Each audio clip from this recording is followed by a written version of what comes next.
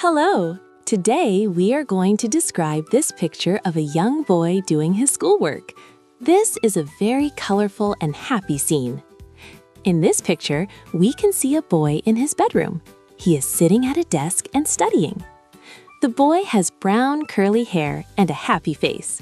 He is wearing a blue long-sleeved shirt and green overalls. He is sitting on a red chair. In his hands, he has pencils.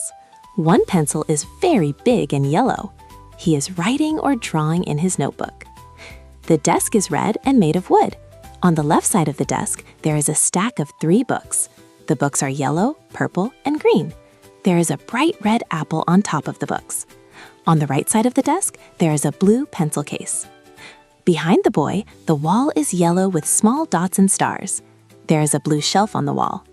On the shelf, we can see some toys: colorful blocks, a blue robot, and a globe. On the left, there is a large window with red curtains.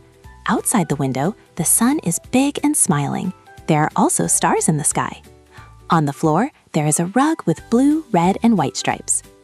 This is a very nice picture. The boy looks like he is having fun while he learns. I like the bright colors in his room. Goodbye!